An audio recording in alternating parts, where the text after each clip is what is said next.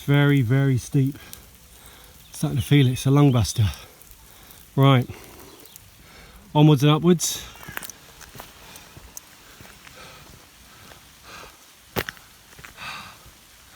And on it goes.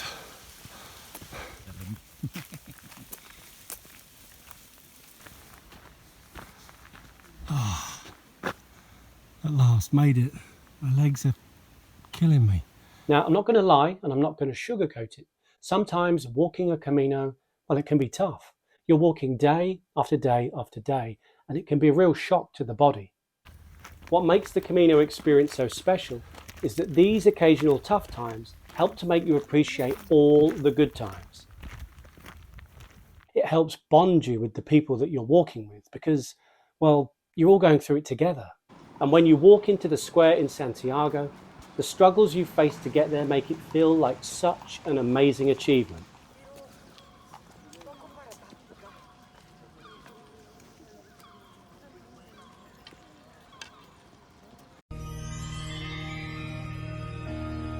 You need to find your inner minimalist and fight the urge to take lots and lots of stuff. This isn't like a normal holiday where you fill your case full of clothes for every occasion. Everything you pack, you have to carry, so try to travel light. If you go in late spring, summer, all you need is a couple of outfits. That is all. It is not a fashion show. Everyone wears the same clothes day after day after day and simply washes them after they finished walking. Learn from my mistakes. Don't fill your bag up and make it so heavy it almost ends your Camino early. Resist the urge to book all of your accommodation.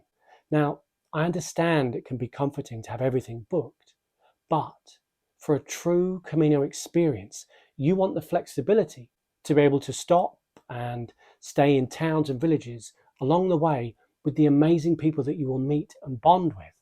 The towns and villages along the Camino have lots of accommodation for pilgrims. Yes, if you're walking a more remote Camino, you may want to call ahead to check and see if they have beds or if they're open. But on the Portuguese and the Camino Frances, you can literally walk up and secure a bed on the day. On the busier sections, St. John to Pamplona, Sarria to Santiago, and Tui to Santiago in July-August on the Portuguese, you might want to book ahead a day or two just to be safe. My advice? Book your first couple of nights and then see what comes up. Trust me, you will be okay. When I walked my first Camino, I avoided dorm rooms because, well, I thought they were like this.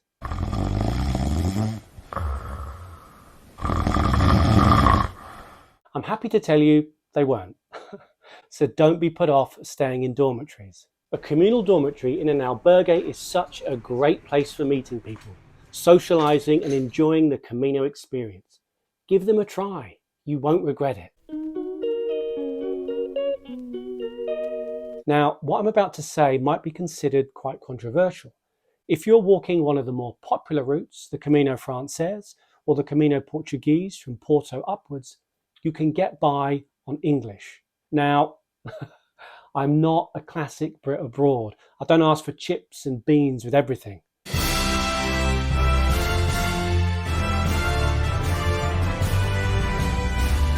What I'm saying is, do not let a lack of language skills hold you back. You'll pick up some phrases while you're out there. I remember my first Camino. I was full of anxiety. I was like, what have I signed up to? I don't think I can even get to Santiago. Pre-Camino nerves, they're normal. I still get them now. I understand it can be uncomfortable and it's not a nice feeling, but rest assured, as soon as you start walking, they will dissipate. What I wish I knew when I first went is that so many pilgrims, new and old, experience nerves. You're going on an adventure, the trip of a lifetime, so of course you're going to be a bit nervous. If you need to book your first few nights accommodation to calm your nerves, then do it. If you need to book a private room to relax in, then do it.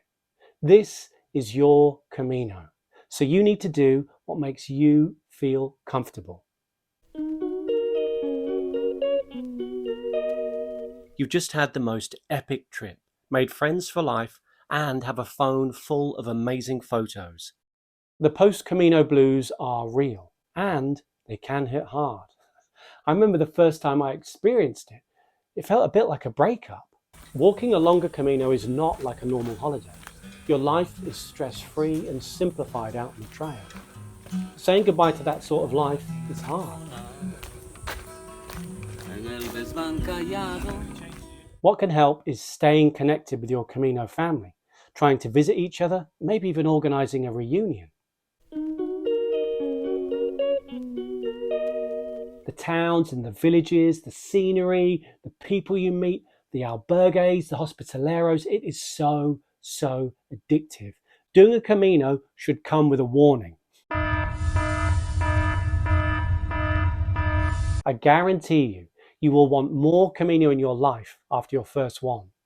It is such a special trip. You get community, friendship, love, fun, and so much laughter, all with a beautiful backdrop. It is a trip that delivers on all fronts. Now, when you're planning your Camino, you'll need some expert resources to help you. I have made a video featuring 4 amazing Camino websites that help take the stress out of planning your Camino. So I really recommend giving it a watch.